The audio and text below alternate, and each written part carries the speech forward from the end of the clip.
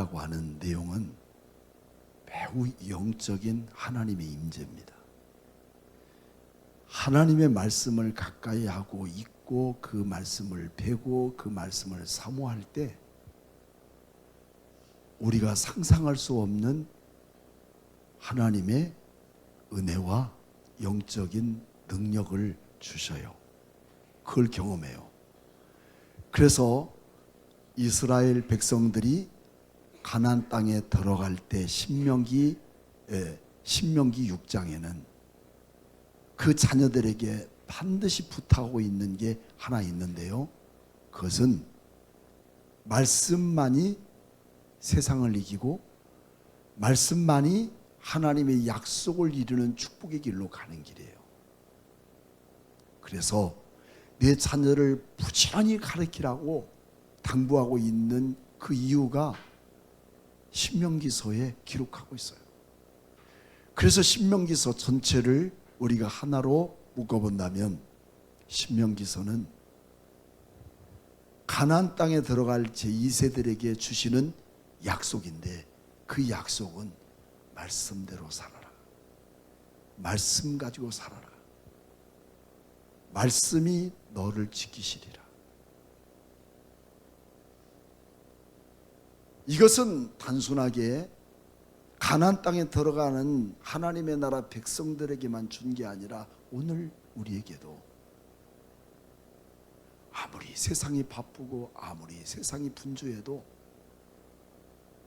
TV 볼 시간이 있고 내 나름대로 자유시간을 가질 수 있는 사람은 누구나 다에게 있어요. 그 시간을 통해서 우리에게 성경을 읽을 수 있는 하나님의 말씀대로 살아야 되겠다는 그 야망을 갖고 그것이 습관이 되지 않는다면 모든 게 무너져요. 그래서 우리의 생각은 반드시 우리의 행동을 낳고 우리의 행동은 습관을 낳고 습관은 그 사람의 인격을 만들어 갑니다. 그 인격이 뭐냐? 예수님을 만나는 인격이 되는 거예요. 교회 다닌다고 인격적인 사람 아니에요. 예수 믿는다고 다 인격적인 사람이 아니에요. 우리의 삶 속에서 얼마만큼 하나님 말씀으로 붙들려 살고 싶은가에 대한 내 신앙적 야망을 놓쳐버린다면 우리는 세상 사람보다 더 못한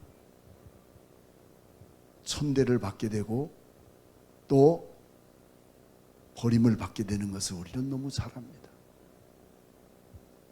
예수 믿는다는 것은 형식이나 의식이 있지 않아요. 율법이나 그림자 가지고 사는 거 아니에요.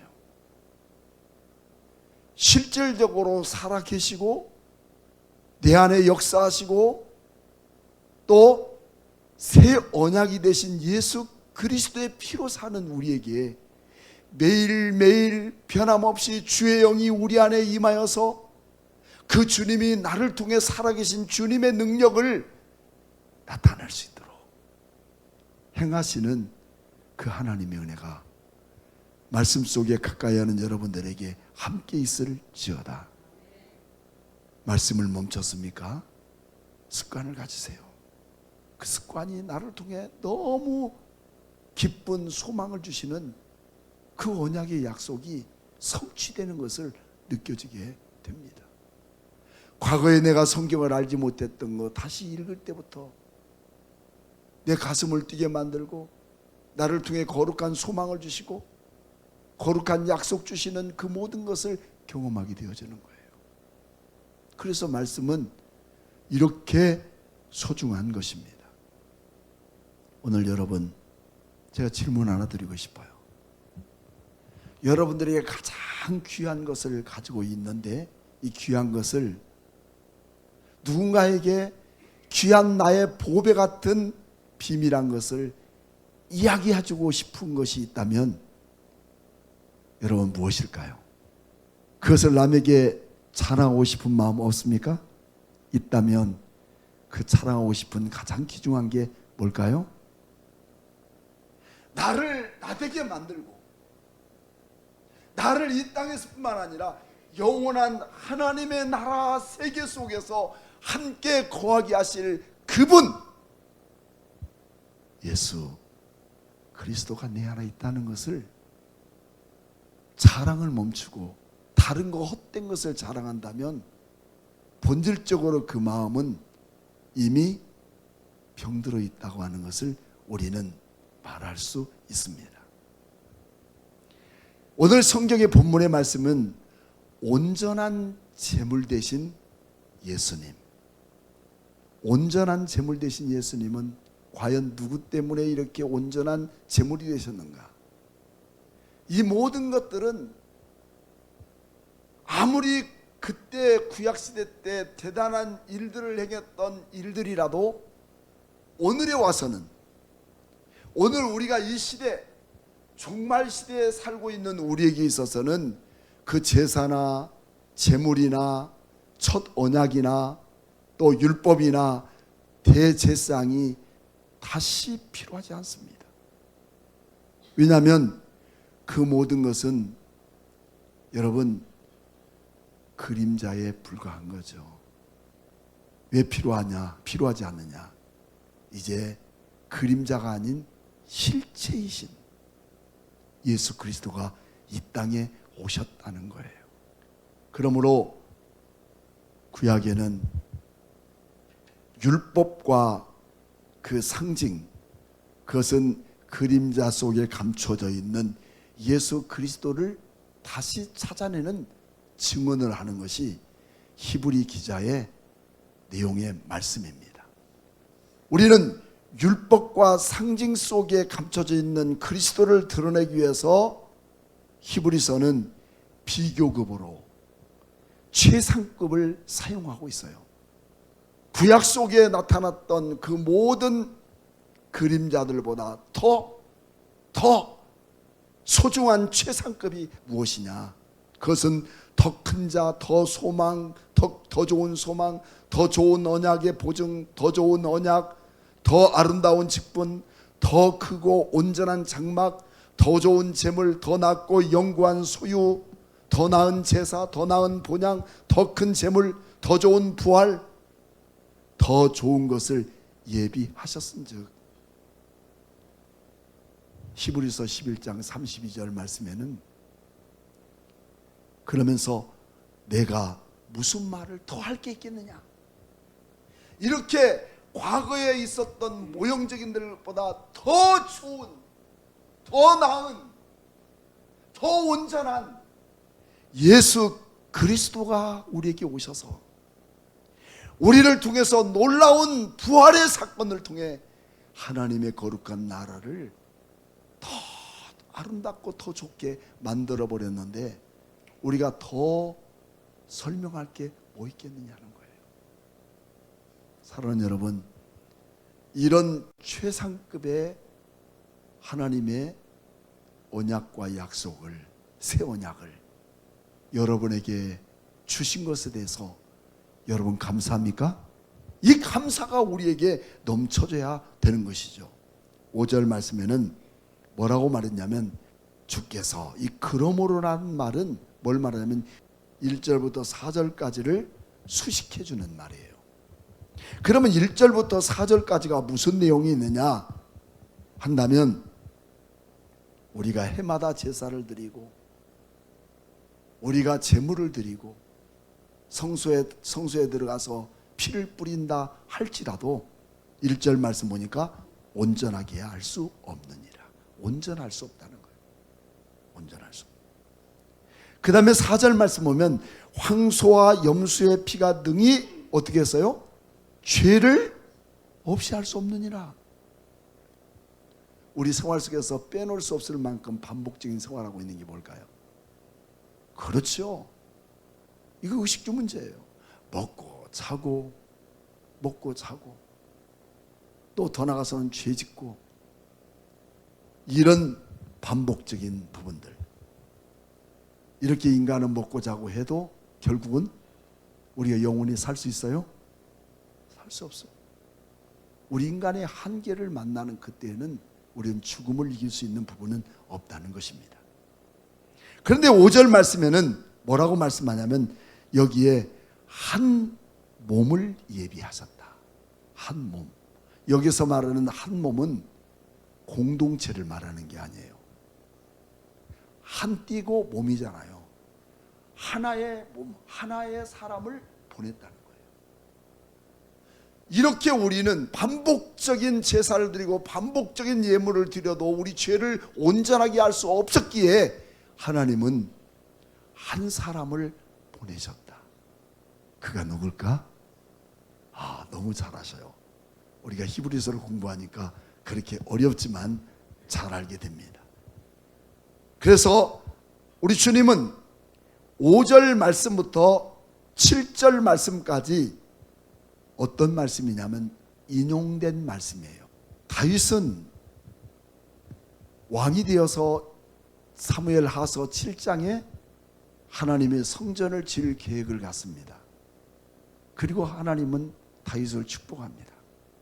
무슨 전쟁에도 승리하게 만들어요. 11장에서는 엄청난 사건이 하나 생기죠.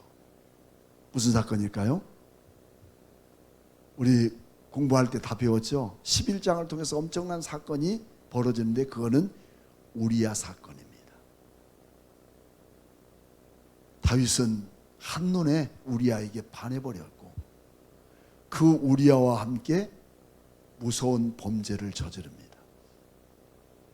그리고 범죄를 저질렀지만 여전히 그는 해마다 때마다 시간마다 하나님의 성전에 들어가서 예배를 드리고 하나님의 성전을 통해서 제사를 드리고 있는 그때마다 다윗의 마음은 어땠을까요? 제사를 드리고 예배를 드리니까 마음이 평안했겠죠? 아니었습니다. 그럴 때마다 그 가슴에는 더 큰 번민이 찾아오고 있는 이유는 본인과 그만 알고 있었던 일이었지만 그런 번민과 괴로움 속에 말 못하는 다윗 왕에 대한 그 심령은 누구도 알아볼 수도 없고 알 수도 없었어요.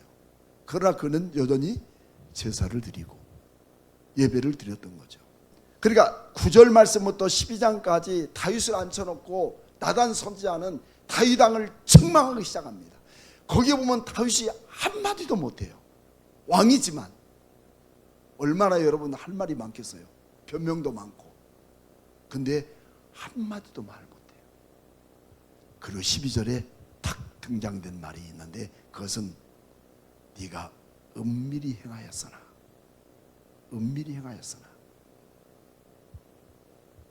여러분 모든 죄 나만 갖고 있는 은밀한 죄 아무도 모르는 죄지만 하나님은 너의 모든 죄를 백주에 다 드러내리라. 네가 번제를 드렸다고 제사를 드렸다고 끝나는 것 아니다는 거예요. 여전히 너는 여호와 하나님께 죄를 범했다고 말씀하고 있습니다. 여러분 누구에게 죄를 범했어요? 하나님께. 그는 우리아의 아내 밧세바를 범했지만 밧세바를 범했다고 말하지 않습니다. 누구를 범했다? 여호와께 범했다. 죄를 범했다고 말합니다.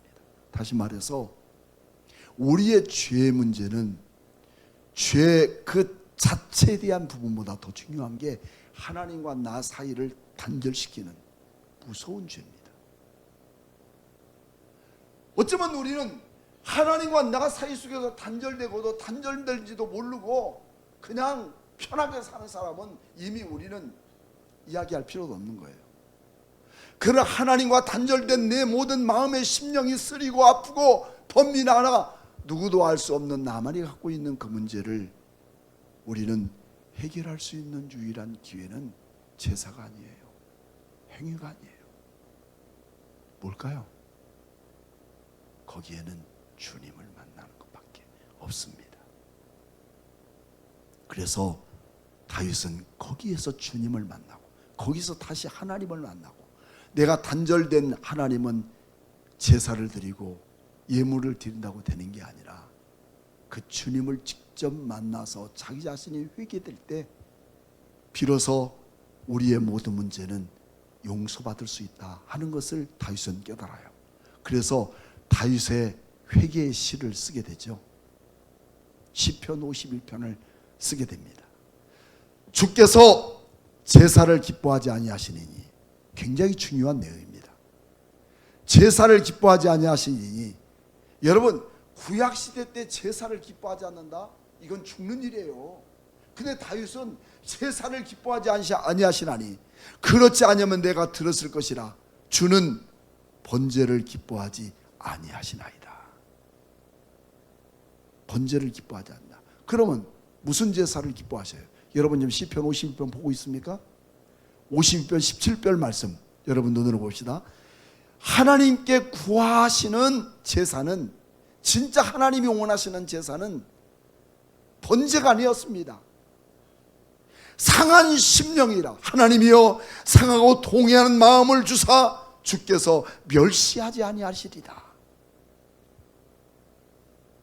상한 심령입니다. 죄의 정의는 하나님과의 관계가 끊어졌음에도 불구하고 자기가 그것을 알지 못하는 것이 무서운 죄예요. 용서받을 수 없는 죄예요. 그런 죄 속에서 우리가 다른 거 여러분 있을 이유가 없는 겁니다. 다윗은 번제와 제사 드리면 될 것이라고 여겼습니다. 그리고 그는 자신의 죄를 알고 통곡하는 시를 씁니다. 56편 8절 말씀에 내 눈물을 병에 담아보소서. 내가 밤마다 탄식함으로 밤마다 눈물로 내 침상을 띄우며 내 요를 적시며 내 침상이 너무 많은 눈물을 내서 침상이 떴습니다 라고 시편 6편 5절 말씀에는 자기 자신을 그렇게 소개하고 있어요. 주님을 온전하게 만났다면 우리 주님과 나와의 관계가 끊어지지 않도록 늘 그분을 갈망합니다. 이게 주님 만난 삶의 증거예요. 근데 주님 만나지 못한 사람은 끊어지든 말든 주님과 나와의 아무런 관계가 없어. 이 관계 없는 사람이 어떻게 우리가 죄의 문제를 해결받을 수가 있어요? 없는 거예요. 진정한 회개 곁에 주님의 숨결을 느끼게 되고, 이것이 하나님과 나 사이 속의 관계를 회복하는 유일한 부분입니다. 그 중보의 역할이 무엇입니까? 그 중보의 역할이 예수 그리스도인 것이죠. 여기서 중요한 내용은 하나님과 단절된 다윗은 제사와 번제로 해결되지 않았습니다. 다윗의 죄 문제를 해결받기 위해서 유일한 길은 오직 한 길, 그 회개했을 때 하나님은 다윗을 통해서 시편 40편 6절과 7절 말씀을 확 눈을 열어서 말씀합니다.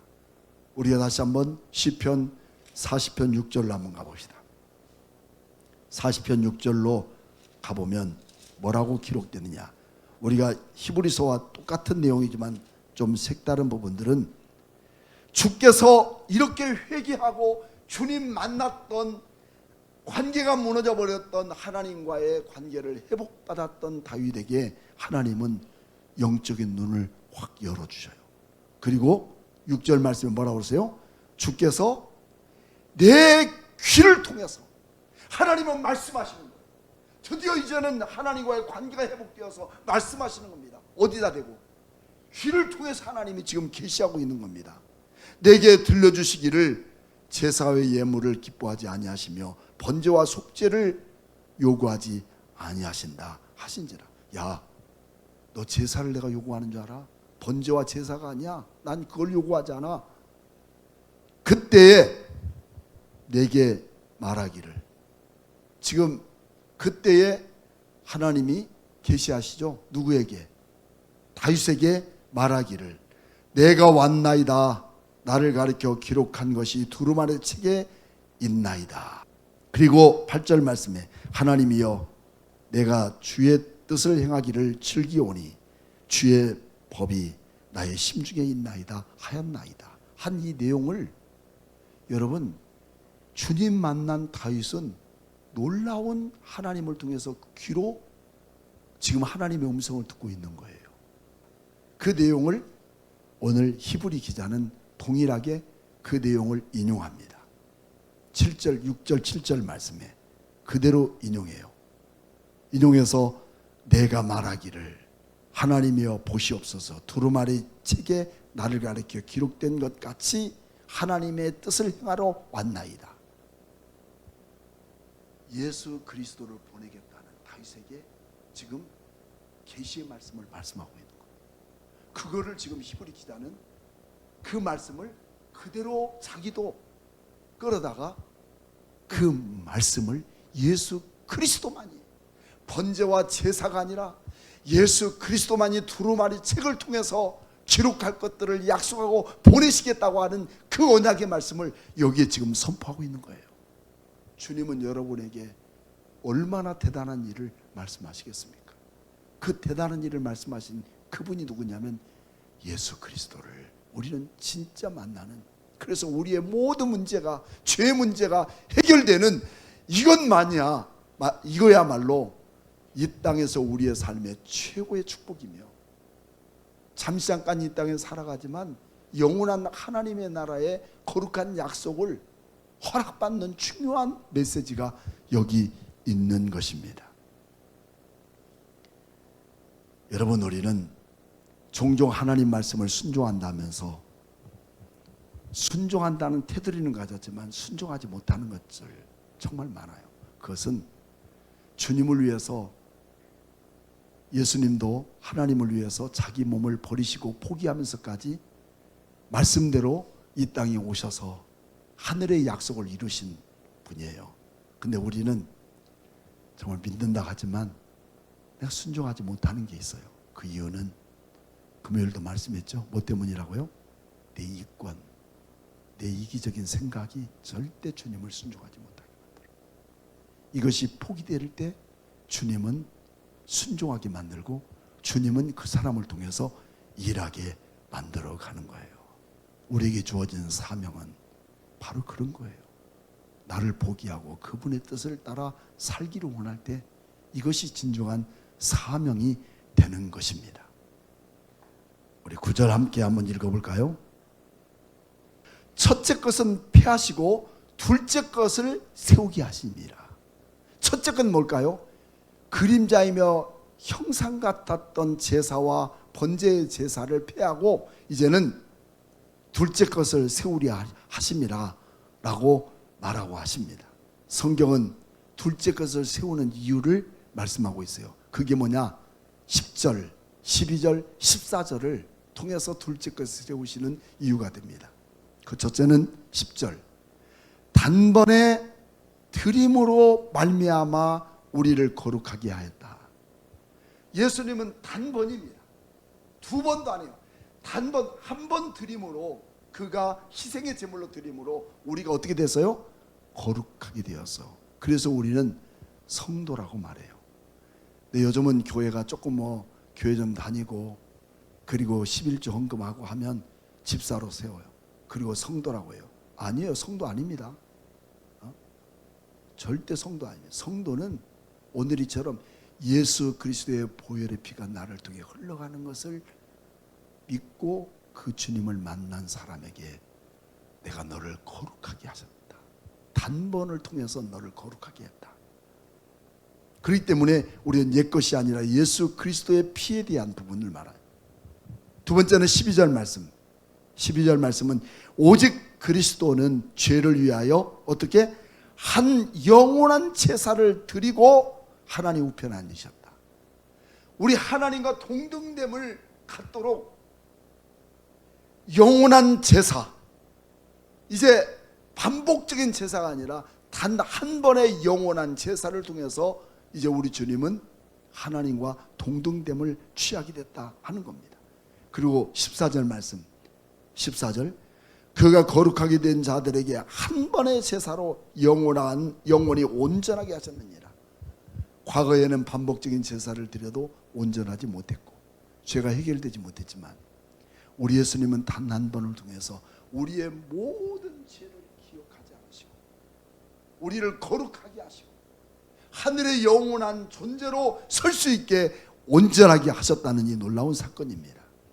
이제 거룩함을 입은 우리가 죽기 전까지 해야 할 일이 있어요. 해야 할 일이 딱 하나 있는데 예수님의 보혈의 피로 온전하게 된 우리라면 25절 말씀 같이 한번 읽어볼까요? 시작. 모이기를 피하는 어떤 사람들의 습관과 같이 하지 말고 오직 권하여 그날이 가까움을 볼수록 더욱 그리하자. 여러분, 이것이 우리가 그리스도의 피로 거룩함을 입은 영원한 백성들이 해야 할 가장 중대한 이 공동체의 일입니다. 모이기를 피하는 어떤 사람의 습관같이 하지 말자는 말은, 다시 말하면 모여라. 근데 그 모이는 이유는 사도행전 2장 42절 말씀에 사도의 가르침을 받고 서로 교제하고 떡을 떼고 기도하기를 힘쓰는 이 기도의 공동체, 진짜 성도, 하나님 나라 백성으로서의 공동체를 살아갈 수 있도록 만든 겁니다. 둘째로 두 가지를 꼭 생각해라. 두 가지를 생각해야 돼. 이거는 하나님의 영원한 백성들에 대한 하나님의 약속이에요. 두 가지를 생각하는데, 두 가지 생각 속에 첫째는 언약의 피를 부정하는 자. 29절 말씀. 은혜의 성령을 욕되게 하는 자가 당연히 받을 형벌은 얼마나 무섭겠느냐. 너희는 이것을 생각하라. 뭘 생각해야 된다고요? 여러분, 이처럼 언약의 피를 부정하는 자는 반드시 형벌이 있다는 사실을 너는 생각하라는 거예요. 32절 말씀. 고난의 큰 싸움을 견뎌낸 것을 생각하라 라고 합니다. 의인은 사사로운 것 때문에 싸우고 무너지고 시험 드는 사람은 늘 사탄의 놀이감이 됩니다. 사사로운 것에 시험을 드는 사람들. 그렇지만 오직 의인은 뭘로 살아요? 믿음으로 삽니다. 그래서 로마서 1장 17절 말씀에도 오늘 그 말씀을 그대로 인용한 성경이 30절 말씀. 나는 의인의 믿음으로 말미암아 살리라. 또한 뒤로 물러가면 내 마음이 그를 기뻐하지 아니하리라. 이제 이 땅 다 사는 날 동안 우리가 마지막까지 해야 할 중요한 일들은 두 가지. 형벌을 면할 것을 생각해라. 두 번째는 끝까지 믿음으로 흔들리지 않고 믿음으로 견고히 서서 살아갈 때 예수 그리스도는 이런 믿는 자의 것이니라 라고 39절에 말씀하고 있습니다. 우리는 뒤로 물러가 멸망할 자가 아니요 오직 영혼을 구원함에 이르는 믿음을 가진 자니라. 이 믿음 놓쳐버리면 영원한 형벌이 있다는 사실을 꼭 우리가 기억하고 끝까지 믿음으로 인내하며 달려가는 귀한 성도들 되기를 주의 이름으로 축복합니다.